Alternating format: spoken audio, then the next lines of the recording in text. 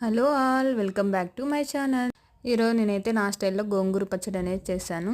గోంగూర పచ్చడికి కావాల్సిన పదార్థాలు జీలకర్ర, మెంతి, చింతపండు, వెల్లుల్లి, టమోటా, ఆనియన్, పచ్చిమిర్చి.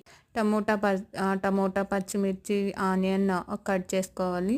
ఫస్ట్ తగినంత ఆయిల్ వేసుకొని అందులో ఆయిల్ వేగిన తర్వాత కొద్దిగా మెంతులు, జీలకర్ర వేసుకోవాలి. తర్వాత వెల్లుల్లి బ్రౌన్ కలర్ వచ్చి ఆనియన్, పచ్చిమిర్చి వేసుకోవాలి. ఆనియన్, పచ్చిమిర్చి వేగిన తర్వాత టమోటా యాడ్ చేసుకోవాలి. టమోటా, ఆనియన్ ఇవన్నీ బాగా వేగిన తర్వాత అందులో కొద్దిగా సాల్ట్, పసుపు తగినంత వేసుకొని బాగా వేగిపోయిన తర్వాత కొంచెం చింతపండు వేసుకోవాలి. తర్వాత గోంగూర ఆకు వేసుకోవాలి. గోంగూర వేసిన తర్వాత బాగా మిక్స్ చేసుకోవాలి. ఒకసారి మూత పెట్టేయాలి. 5 నిమిషాల తర్వాత మూత తీసి మరొకసారి తిప్పుకొని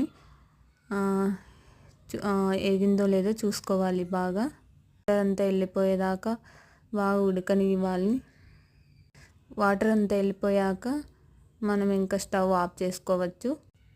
తర్వాత పప్పు కట్టి తీసుకొని బాగా ఎనిపేయాలి.